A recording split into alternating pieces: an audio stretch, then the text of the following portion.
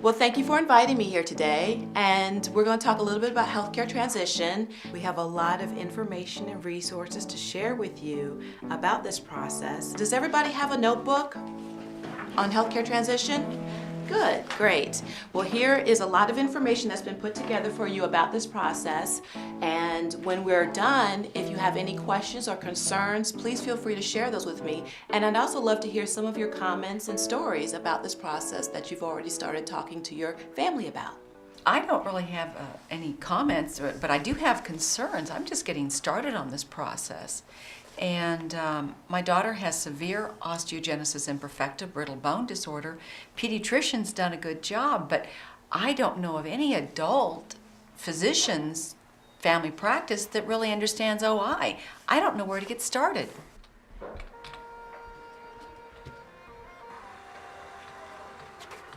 Hello, I'm Becca Cisco. I'm here for an appointment with Dr. Smith. Okay, we got your appointment. You're a new patient. I need you to fill this out. I already signed my paperwork. I sent it in. I faxed it. Had my doctor call in. I'm here for an appointment with Dr. Smith. Well, we don't have any paperwork or anything, but it's okay. We have you a 10-minute slot. So if you can get all this done in 10 minutes, then we'll be fine to see you. My appointment's going to take longer than 10 minutes. Well, then we're going to have to reschedule you. I'm sorry. I have already taken time off of my mom's schedule. So. Oh, I'm sorry. Then there's nothing we can do. We'll find somebody else. Well, you know, yours is a very common concern among parents because it is very difficult to find an adult provider and one who actually has experience in the different kinds of conditions that your daughter may have. We're actually in the process right now of going through and interviewing the doctors that we would like to use. And the relationship that we had with our pediatrician has been paramount in finding that doctor. Well, I'm not so much worried about finding a doctor as how my son's going to take care of himself. I mean, half the time he forgets to take his medication, and I have no idea how he's going to manage when he's on his own. Right, new high score. Oh man, should have been in class 5 minutes ago. I'm out of here, man. All right, later. Oh, don't forget your...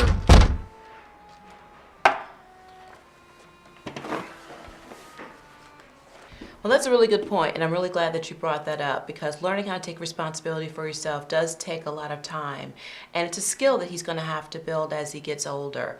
Medication is just the first step. Does anybody else have any other questions or concerns that they'd like to share with the group this evening? ¿Tiene otras preguntas? Sí, tengo una pregunta, no entiendo quién nos va a proveer del servicio médico y creo que mi hijo tampoco lo entiende. Hi, I'm Dr. Matson. Hi. Hi. Are you here with your son? Sí. Oh, okay. Hi. How are you? Okay. It looks like from his chart he's had a cerebrovascular accident that was approximately 8 years ago, and he's having hypertension and problems with blurry vision and aphasia. And he's on enalapril, which I think you're on that too, so you probably know all about the medication, the enalapril. So we're going to just increase his medicine a little bit. Okay, I'll get you some information on that, okay? Thanks. Good to see you. Bye. ¿Qué dijo? I don't know. I'm really glad that you asked that question.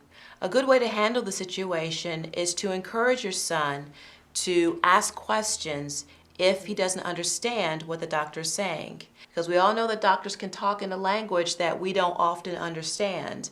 So it's important for all of us to ask questions. Make sure that your son or daughter understands all the information that the doctor is saying before they leave. Información en español que puede leer con su familia. Traducidor. Okay. Gracias. Thank you. Gracias. Well, I'd like to thank all of you for coming out this evening. I hope all of the information that we shared tonight was very useful for you. I look forward to getting back together in about a month or so that you can talk about your experiences and talk about how it's been for you as you've gone through this process.